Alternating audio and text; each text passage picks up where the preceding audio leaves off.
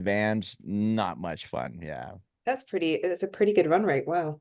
So I think this is going to be episode like 270, somewhere in there. So let's rock with the recording in three, two.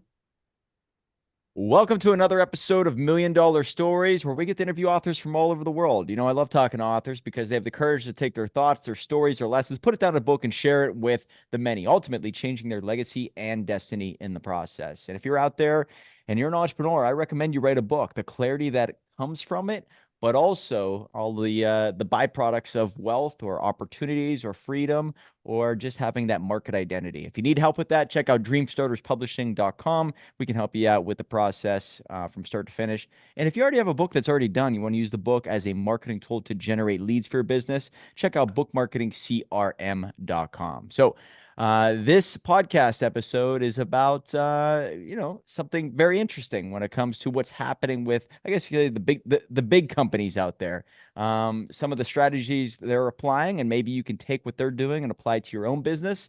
The book that we are referencing more so than anything else is called Green Giants: How Smart Companies Turn Sustainability into billion-dollar businesses. And if you read through the summary on Amazon, the first sentence is this: what do Brazil's top beauty brand, America's second fastest growing restaurant chain, and the world's third best-selling car have in common? I guess we'll have to wait to see, because we have the author with us today, Freya Williams. Thanks so much for being here. I'm absolutely delighted to be here. Thank you so much for having me on, and thanks for everything you do to support authors and entrepreneurs.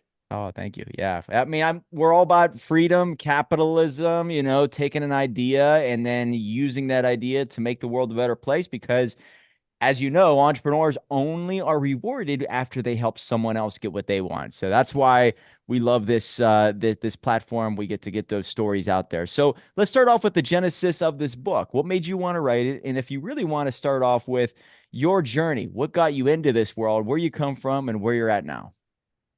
Okay, well, there's a lot packed in there. So my name, as you said, is Freya Williams. I actually started my career in advertising in the UK, moved to New York in 2000, and that career was, really exciting. I was a brand planner. I got to understand the consumer, the marketplace, but I was always feeling like I wanted that kind of purpose, that higher purpose. And in 2006, had my first kid, realized I couldn't go on selling people stuff they didn't need for a living. I needed to find a way to bring my values into the workplace. So I started a sustainability practice within the ad agency that I worked at, because I could really see where the market was going. I knew that large businesses were going to need guidance on how to bring sustainability into their business, into their brand, and into their marketing. So that was where I kind of got into the sustainability world. And I've done that in both big agencies, I've done startup, and currently I'm doing more fractional and freelance roles, guiding companies on this journey. But the question I got asked the most often on this journey was, yeah, but what's the business case for sustainability? What's the business case for purpose? And I knew there was one, but I didn't feel the folks who were trying to advocate for it really had a clear enough answer. It was always very kind of future tense, in the future, business will need to do this. Or it was about, morals and ethics, but it wasn't really about revenue and top line growth. And I knew that story existed, and I wanted to put it into a much tighter package, because the fact of the matter is that business needs to lead the transition to the clean, sustainable economy. And if there's no clear business case, either business can't or business won't be able to do that. And so I really was able, through some research, to boil it all down to this big number, $1 billion. I realized that at the time, Chipotle, which I know now is a kind of a big, super established stalwart of the American mall and high street, but at the time was like, if you cast your mind back to when I was researching this in 2013, was much more of a startup, and they had become a $2 billion business with really strong ethics and values at the heart of the business they were building. And I thought, if they can build a $1 billion business with a B, I wonder who else is using like sustainability, social impact as a tool to build $1 billion businesses. Hmm. And that was really where the idea for the book came from. Nice. And so just to clarify, who is Brazil's top beauty brand? And maybe this is different because this book was written in 2015. America's second fastest growing restaurant chain and the world's third best selling car company. What are those companies, just to be clear about some of these companies that are adopting this? Yeah. So those are three of the nine green giants that I ended up featuring in the book. The nine companies that have turned sustainability into $1 billion businesses. So the beauty company is Natura, a Brazilian beauty company that empowers female entrepreneurs in their value chain and sources their ingredients from indigenous Amazonian communities. So really interesting social impact and environmental impact story there. The second fastest growing restaurant chain was at the time Chipotle. And Wow. now they're even bigger. They surpassed Burger King during the time I was writing the book in terms of revenue, so it became a really huge success story. And you might not think of them now as kind of the most ethical brand out there, but actually, if you look at their sourcing practices and some of their people practices, they really are an ethical and sustainability leader. And they have not compromised on their principles as they've grown. Those were non-negotiable. And the car was Tesla. Well, we know what happened to that in the 10 years since I wrote the book. It blew up to become the valuable automaker in the world, selling more electric vehicles than by far than anybody else. I think they still command well over 50% of the US EV market. And despite the stories of what you hear of the demise of the EV category, it's still well outselling conventional engines, combustion engine cars at the moment. So those were the three. There were a bunch of others, but what they had in common was that they had used sustainability as a spur to build these billion-dollar businesses. It was really that founding principle of a disruptive innovation that allowed them to unlock this new growth and really sort of get a jump on the competitors, redefine the terms of their categories to lead in a new way. So, real quick there, if I could jump in, what made these companies go towards this sustainability approach? Was it the fact that, like I think you said, that the reason why most companies will adopt it and have it make sense if it makes sense business wise, if it saves them money or if they're able to grow because of it. But there's a moral side of it, because it's the right thing to do. Many companies will just do it because will only do it if it helps them business wise grow their company, hire more people, do things at a much lower cost. Once it all connects and sustainability makes sense financially, that's whenever it seems to really catch fire. Am I right? Yes, I think you're right. I mean, increasingly what we're seeing is that the business case is mission critical if you want to lead on these topics. But of course, it's both. And I think so often companies can think of sustainability or social purpose as being about where you spend, save, donate, or even lose the money. And I really wanted to show with this book that it can become central to how you make it. And in the future, we're increasingly going to see that companies migrating from thinking of sustainability and social impact as kind of doing good to really thinking about it as good business. And so with these companies, what they share in common are 6 factors that account for their uncommon success that really became the 6 chapters of the book. Hmm. And I can go through, Yeah, that'd be we great. can touch on all of them, but I bring that up now because the first shared factor was an iconoclastic leader. So in each of these 9 study companies, there was one individual who started the journey, and 7 of the 9 of those people did not have sustainability in their title. In fact, they were the chief executive officer or chairman at the time that this initiative was triggered, was kickstarted. And it was because each of those individuals had some kind of epiphany moment where they decided that they had to go forward on this new path. And I talk about that as conviction. It's one of the 4 C's of the iconoclastic leaders. They have conviction, courage, commitment, and they're a little bit contrarian because they're willing to step outside of the norms of how business is done and say, let's challenge how it's done. Let's think about this differently. Could sustainability be a driver of our future growth?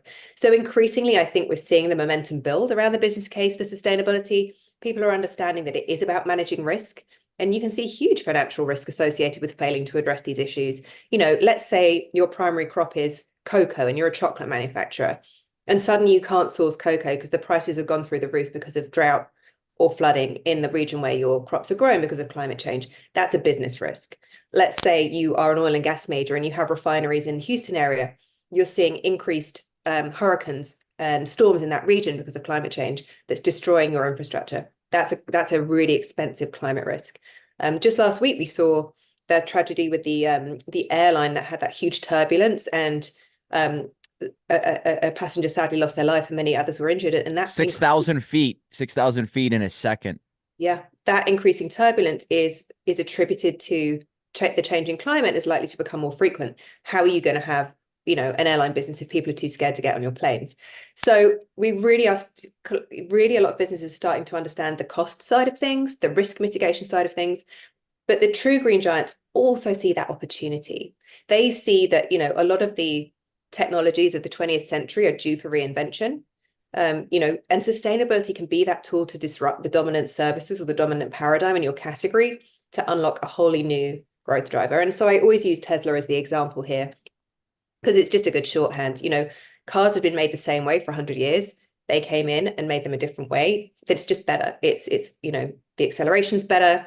It's quieter. If you're a woman, you don't have to go to a dark gas station at night to refuel. Once we're on clean energy, you can charge it at home. You don't have fuel costs. There are so many reasons it's a higher performing vehicle. Although I know not everyone feels that way. That's all good. So really what we're seeing is that right are unlocking that opportunity in sustainability and looking at it as a way that they can really build their future business. They can future-proof their business, but they can also lead in this new economy. So it's a really exciting time, I think. And I'll just say that I look at both green giants and green unicorns. So I know you have, a lot of startup folks who are in your audience. So the green giants are the companies that have built $1 billion revenue stream around a more sustainable or socially responsible product, service, or line of business. The green unicorns are the kind of the $1 billion in valuation from sustainability. So you might look at brands like, Rothy's. You might look at the water brand, Liquid Death. You might look at Misfits Market, which sells food that would otherwise have gone to waste, or even, Tony's Chocolonia, a chocolate bar that's about like anti-slave chocolate. We're really seeing a lot of dynamism in both the green giants and the green unicorn spaces. And I love those brands that I call born good brands that really bake this in from the get-go. And we're seeing a lot of those brands really emerging and feeling very much in step with where the consumer is today and what they expect from businesses and from brands. And that's really driving purchase intent and purchase decisions nowadays. In your fourth chapter, I believe this is the fourth characteristic of these green giants, but built in, not bolted on. What does that mean? Because when I read that, I'm like, oh, it makes sense because of how I'm building my business. I like to have everything within, but there are companies that you basically outsource. And I think you talked about being a fractional CFO or, consultant, people who look elsewhere to be like a sort of a partner with others. So that's what made me think of it. But what is chapter 4 all about? It's a great question. So chapter 4 is built and not bolted on, as you said. So in the past, sustainability used to be the job of like this one department, right? You had a sustainability team or even a corporate social responsibility team, and their job was to give out the donations and make sure you were sourcing renewable energy. But they were very disconnected from the structures that actually run the business. And often they were sort of thought of as a cost center rather than a potential profit driver and growth driver. And what you see with the green giants is they're doing a really effective job of breaking sustainability out of that silo and embedding it into the structures that run the business. And in the future, we're going to see that sustainability isn't just a skill set of the sustainability team. It needs to be part of everybody's job. So the green giants have done this really well. I'll give you an example from the book. So one of the examples in the book is Nike. They released a shoe technology back in the mid 2000s called Flyknit. So instead of piecing sneakers together in factories all over the world from different fabrics, shipping it around, their innovation team found a way to weave the shoe from a continuous piece of recycled fiber. And this had a number of really positive impacts. So it cut waste dramatically by up to 80%. And anybody who runs a business knows that cutting waste also cuts cost, unnecessary cost. It was also partly in response to athletes' desire for a higher performing shoe. And so for a marathon runner, because this shoe is so lightweight, it's like you didn't carry a car by the end of the marathon. It's like really, and it shaved just fractions of a second off the times of some of these elite marathoners at the Olympics that year. And it also just looks really cool. Like you can design shoes with this new material in a way that you could never design them before. So they were able to create really disruptive designs. And obviously that design has always been just a real centerpiece of what's so appealing about Nike. So they developed the Flyknit shoe. And the way they were able to do this is because they had the sustainability and innovation teams brought together. So the sustainability and innovation teams were not working in silos. We didn't have the green team over here doing their thing and the innovation team over here doing their thing. They were working together on how they could solve the design challenge and the sustainability challenge simultaneously. And through that partnership and integration, they were able to unlock this $1 billion opportunity that chances are no one would have achieved if they'd stayed siloed. And so that's what I mean. There are, you have to build it into your cost structure. You build it into your governance structure. You build it into your reporting structure. You build it into your organizational structure. So as a fractional, I can come in and work with your teams. So although, I'm an outsider, but I think, in that built-in way. And that's what we're really seeing is the teams that are getting this right are the teams that have embeds across all the departments and divisions who are both, experts in what they do, but also bring that sustainability lens. And it really has to come from the top. And I think this is why, going back to that iconoclastic leader that was chapter one, why that is so important is because really the agenda has to be set as a vision for the enterprise, for the organization. Because if you really want to build billion-dollar businesses, you can't do it from the silo. You can't do it from the margin. You have to be embedding this knowledge into the teams that run the business from where you can drive growth. And often that really does have to start with that visionary leader who's setting the agenda for the organization, because it's an agenda for business transformation. And to drive that kind of transformation through a large organization, you kind of need to be the boss. And if you're a startup, in some ways this is harder, but in some ways it's easier because you're at an earlier stage and you're not trying to turn a tanker, right? You're more nimble. You can embed these principles and this thinking earlier in your journey so that it's just part of how you grow. It is harder for organizations that have to retrofit because they probably are going to add cost. They probably are going to have to introduce new materials. They're going to have to build a huge team to turn the ship. If you can embed this earlier, as I see with the green unicorns, it's, you're going to build it into your business model from the get-go, and it's going to be structured to allow this to be part of your success. So I think the built-in, not bolted on is really about that integration. It's about working in a joined up way, not thinking about sustainability as a bolt-on or an afterthought, but thinking of it really as just a central principle of how you build and run your business. Now, you're in this world, you see it day in, day out. I think there are a lot of hypocrites in this world, and I believe in with what their mission is when it comes to sustainability, right? I love being in the woods, and it just drives me nuts if I see litter in the woods, and I'm all about conserving the woods as much as possible. I'm one of those guys. But whenever I see certain people in the sphere of talking about sustainability, maybe these are companies, they just do it to say, they're morally above others. But if you look into the weeds, they actually don't live by that. So do you see it day in and day out of how, or how maybe how much hypocrisy is in this world, especially right now, because it is such a political issue? You know, at a certain level, I would just say that we're all hypocrites, right? So I'm sitting here in my Manhattan apartment. I do recycle, but there are other things I really don't do as well as I should.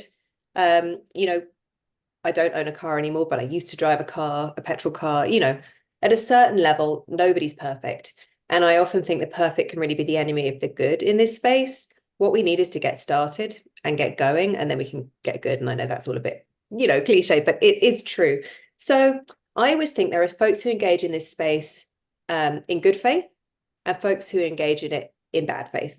And it's when you're engaging in bad faith that maybe that hypocrisy or that, lack of authenticity can come in. And what I will say about that is, your audience can sniff that a mile off, especially these younger consumers. They're so savvy, they're so smart, like you're not going to pull the wool over their eyes. And we're also seeing now a lot more regulation coming into the marketplace to sort of get rid of what's called greenwashing, where you're making claims that aren't really substantiated. And so some of the companies that are under scrutiny right now for greenwashing might be an airline that's claiming its flights are carbon neutral. It's Yes. like you bought some offsets, but that this you just can't claim that a business that is inherently built around a heavy emitting fuel is carbon neutral. So I do think we're seeing some cleaning up in this space. Most of the companies I work with have really great people inside of them who are trying so hard to do this work. It is really difficult, exhausting, hard work. And because I see them from the inside, it can be quite defeating if, they've tried so hard to do something. Maybe they committed to 100% recycled, reusable, and reused plastic in their products, and they got to 98% by 2025, and they said they were going to get to 100, and they're getting dinged for not doing that final 2%. That final 2% is the hardest bit to do.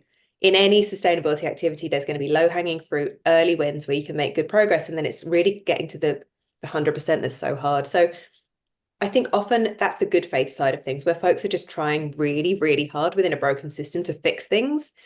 So I think it's important to kind of try and differentiate between the good faith and the bad faith actors.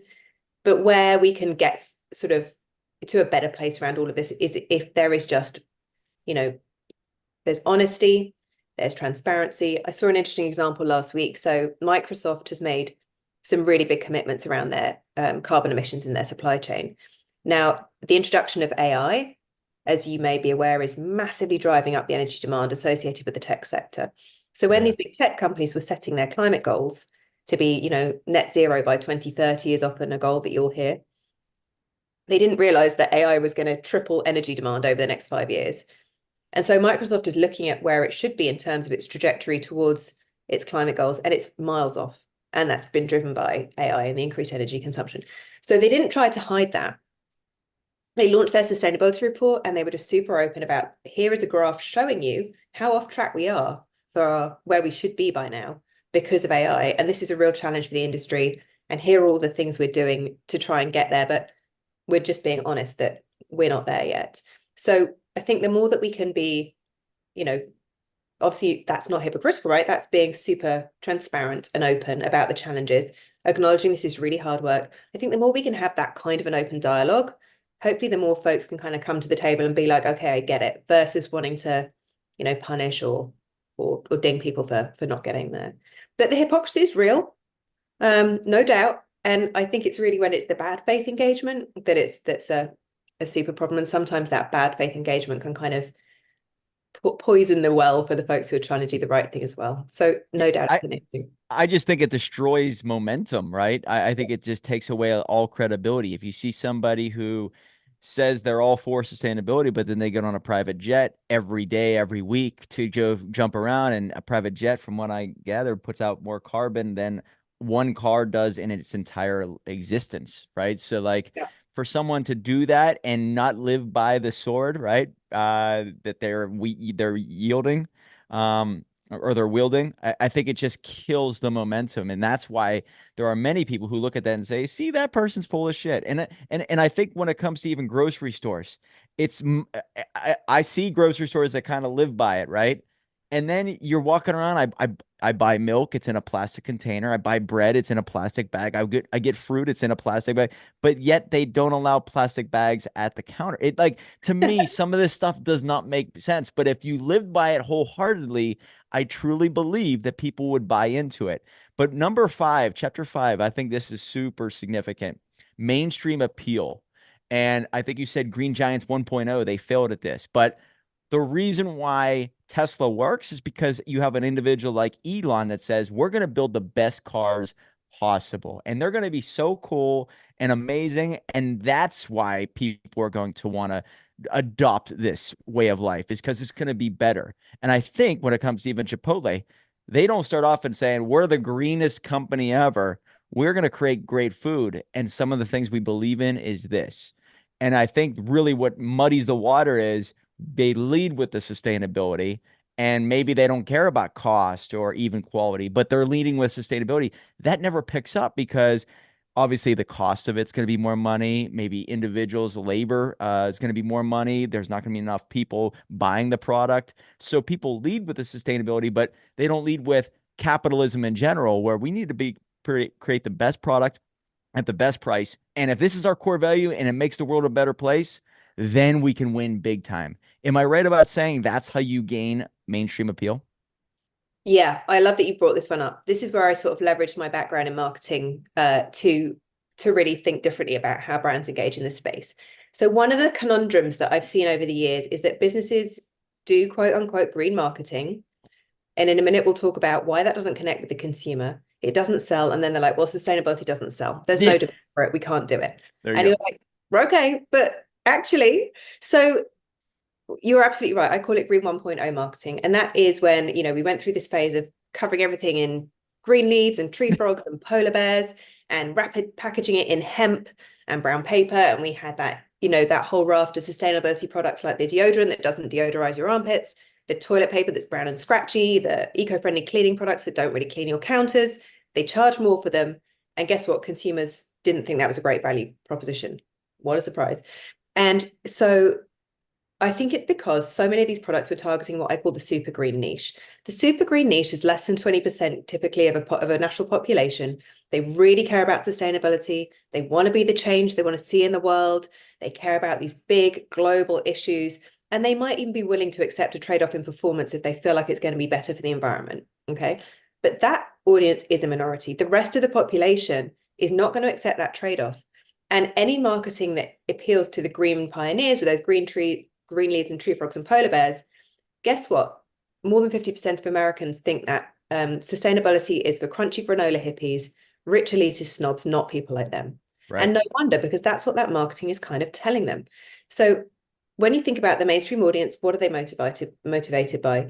Performance, quality, status, aspiration. What's, Right. what's what's normal? What are my friends doing around me? What's cool? And so instead of trying to make everyone sustainable, I talk about it like Google Earth View and Google Street View. Sustainability so often is at that Google Earth View level. It's very disconnected from the day-to-day lives. You need to bring it down to Google Street View. Look at where people are. Think about what's aspirational to them, and then make that your lead story. And P.S. It's sustainable. It's better for the planet.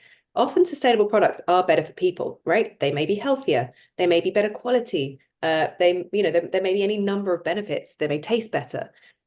Talk about the value and the benefit, not the sustainability, as the lead message. That's how you get people in. And then sustainability is a great additional message. And a brand I might reference here is I recently had the opportunity to interview the new chief sustainability officer at Rothy's Shoes. Are you familiar with Rothy's Shoes?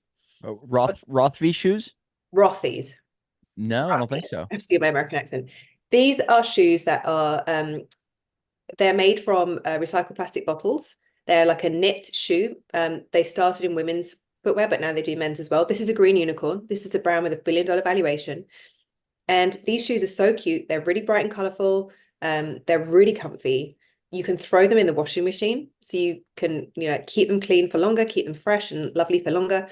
And like I said, they just happen to be made from recycled plastic. A lot of it is sourced from ocean plastic. So this shoe is much more sustainable than your average shoe, but that's not why the consumer's buying it. The consumer's buying it because it's a cool, chic, comfortable, high performance shoe. And oh, guess what? It's also gives me bragging rights. It's better for the planet. So they get that hierarchy right. They have mainstream appeal, and that's why they've been able to be so successful. So this has to come through in your product design. It has to come through in your marketing. It has to come through in terms of like the benefit hierarchy. But marketers often lose all their instincts around sustainability because it feels kind of scary and important, and you definitely don't want to be like too frivolous around these very weighty topics. But actually, if you want to change the world, you just need to work out how to drive demand for more sustainable products. And if that means talking about something completely different from the planet, you might drive more change by doing that than actually by telling people about all the sustainability attributes of your product. So it's really about working what's going to make this drive that mainstream appeal and getting people excited and engaged, because that's how you build $1 billion business through sustainability. So people I talk to quite frequently, there are many skeptics out there, and Mhm. I'm one of them. I will say that we can control the weather in our own apartments, in our own houses. Now, uh, if I run a lawnmower, do I really affect the world? And to me, I, I'm looking at certain reports, and maybe you've seen certain things that the government has machines that they put that actually change the weather. And there are reports on NBC and ABC in 2009 even that verified people in the government came on the news and said, yes, we're testing out weather pattern changes and implementing that. So when I hear that, I'm thinking to myself, do we really have that much control? So I'm going to give you the floor here. Convince me and others of why this is so important to really adopt sustainability for the climate. What is your I guess rebuttal for anybody that comes up and says, do we really have this much control? And what are we doing that's bad that really could affect the future? What would you say? Are you asking me if climate change is real, or are you asking me if individuals have the ability to make a difference? I would say I believe that, and so this is where climate change for I think everybody will admit that climate change is 100% real. I think everybody admits that. But climate change from what 500 years ago to now, from the 70s to now, it's always changing. Do we have that much impact on the weather and climate is I guess the biggest question. So, do you believe that one individual really can make a difference no matter what with what they do and how they shop and how they live? And or do you think there's too much of a political agenda behind it for many people to be convinced? Well, there's a lot packed in there. So, and Yeah. Such a tricky space. So the first thing to say is that, you know, I know that folks like to muddy the waters, but the science is so abundantly, overwhelmingly clear that carbon emissions are what causes climate change. So carbon emissions and methane are what cause climate change. And the climate is warming much faster than scientists thought it would. I'm sure, you know, you guys have seen some of the extreme weather events that are cropping up in your neighborhood. You're just like, surely this is wrong. We saw that, you know, the wildfire season has gotten so out of control across the US and across the world. So, you know, I don't think we need to necessarily go deeper into that. It is absolutely incontrovertibly, in spite of what anyone else, you know, might try and muddy the waters around, it is absolutely happening. And so And carbon, you said carbon is it, right? carbon and methane as well in the shorter term, because methane is much more potent than carbon dioxide. And that's released from things like beef agriculture and from burning what's called natural gas. Those release huge amounts of methane. Methane doesn't last as long in the atmosphere, but it is very concentrated. It's a very concentrated greenhouse gas. So it causes huge problems in the short term. Carbon dioxide builds up more gradually in the atmosphere and causes problems over the longer term. Got And it. then what you start, And, sorry. and and the reason why I jump in there is because carbon. So I've talked to a few scientists on this podcast. From what I gathered, the amount of carbon in our environment is 0.03, 0.029, somewhere in there.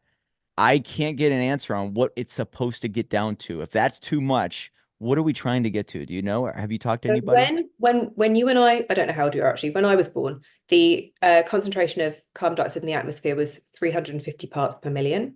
And right now it's up at about 425 parts per million, I think. So the safe operating space for humanity is around 350 parts per million.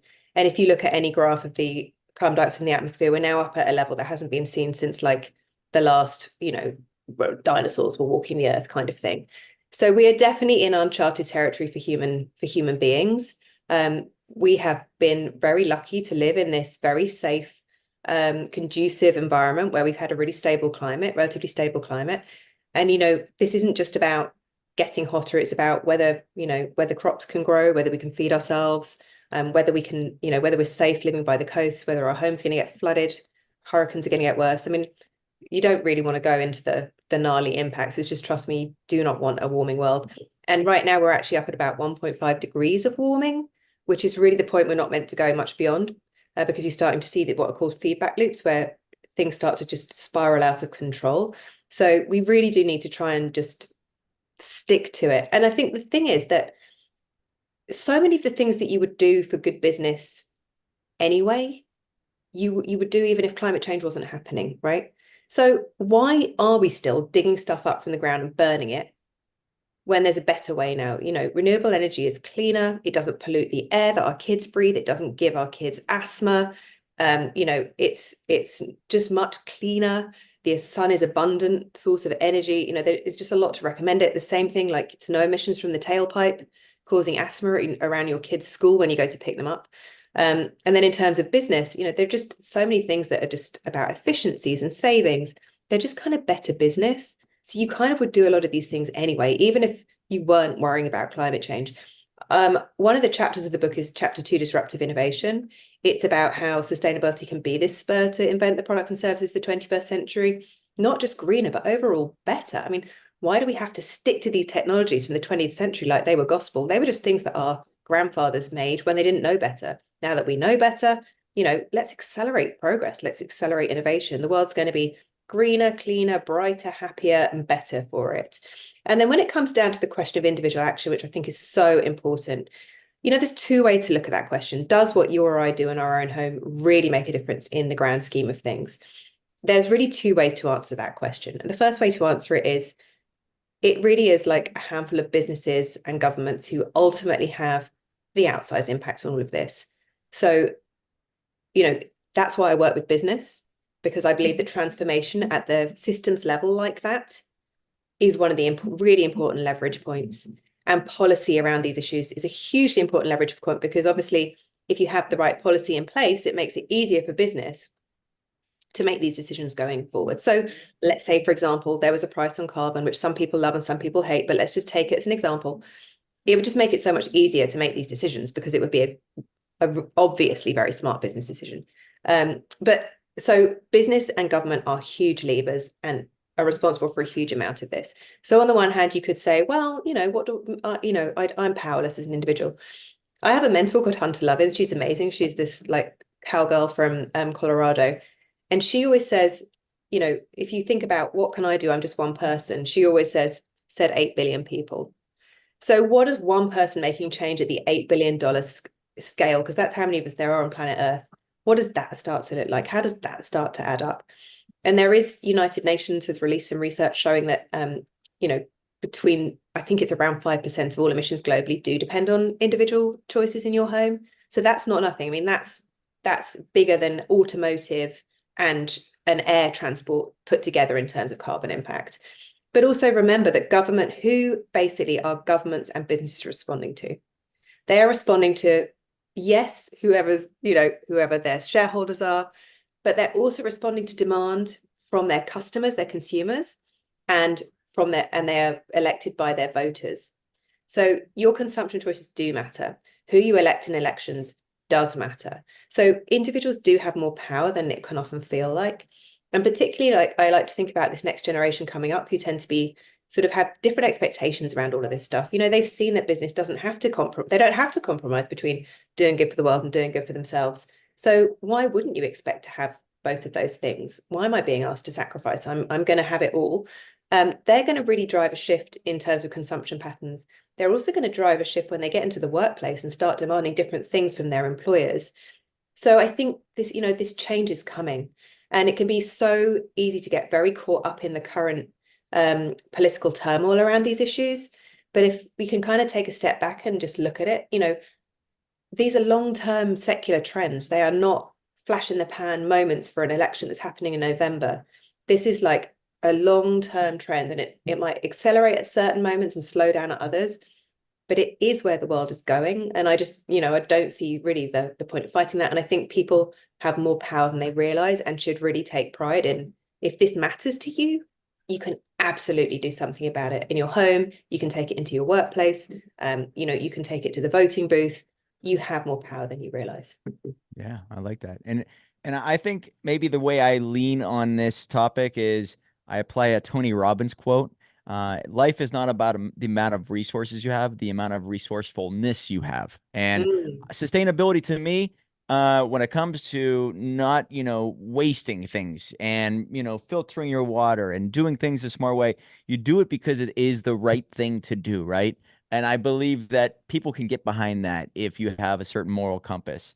And that's where I mean taking care of the woods and no littering Right, and all this right. stuff, extremely important, right? And so the only thing that I would say is, I mean, people like me, if we love the woods, we love nature, we love living off the land, it's just hard for people like me to get behind a politician that has our best interest at heart when potentially, who knows, there's a lot of rewards on the back end financially for them if they apply certain laws and regulations that serve their buddies.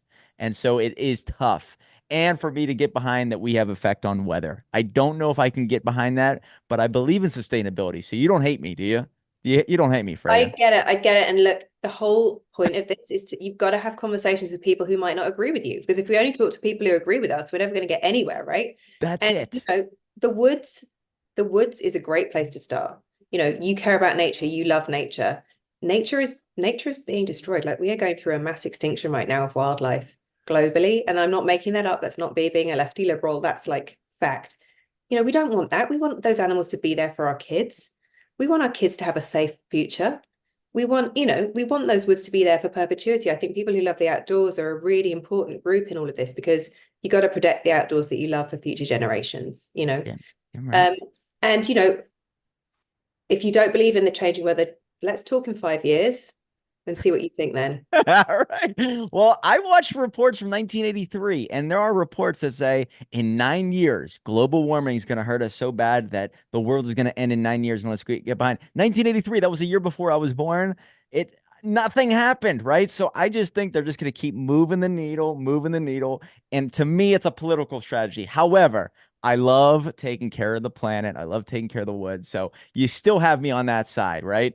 And I'm a guy who believes in living off the land, and eventually I'll have a compound where I have total electric or I have grids to capture the sun. I'm with you. So Just, when I look at maybe even Tesla, I love Elon. I just don't think it's the best vehicle. So we agree on many things, but not all. And I think that's what makes this podcast awesome is that people like you can come on, we can share our insight. We agree on the common issue that, hey, resourcefulness, be resourceful, and your Right? world and your existence, your community will be better.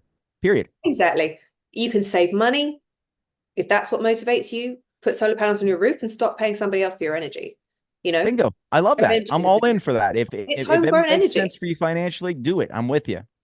And there are so many things that do. So I would just say, just find your thing, find your one thing and do it because it all adds up. And I don't really care what your motivations are. I just care what you do.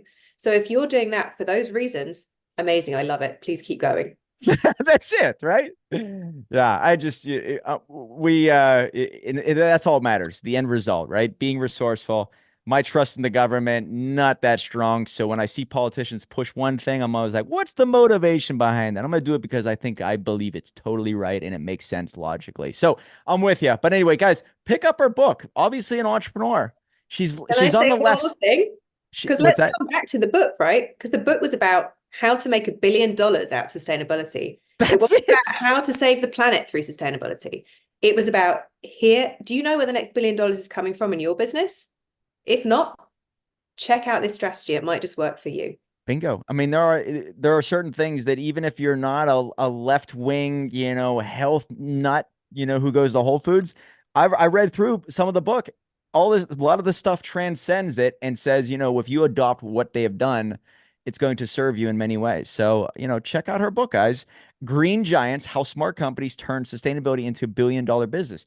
And I'm telling you, $1 billion, right? You can grow your idea, your dreams, your ability to help a lot of people and do a lot of good in addition to it. So pick it up. 98 reviews on Amazon, 4.4 stars average review. So great work. Freya, is there a website or a social media channel that people can find you on that you're quite active? Yeah, LinkedIn, I post a lot on. So that's E. Freya Williams on LinkedIn. And I also have a Substack. Green Giants, etc. is my Substack. Great. Those are Okay. the two best places to read my current thinking. Beautiful. We got to get you out of Manhattan. You got to get into the woods, live off the land, get away from the city. I'm telling you, Yes, maybe. please. Yeah, that's how you save the planet. Anyways, you're a trooper for coming on. I respect your courage. You know that I'm a guy who just loves capitalism. You know I'm not 100% on your side, but I respect you for coming on. So thanks so much for being here, Freya. Thank you so much for having me, Mike. Guys, pick up our book today, Green Giants: How Smart Companies Turn Sustainability into $1 billion Businesses. And remember, $1 million book can lead to $1 million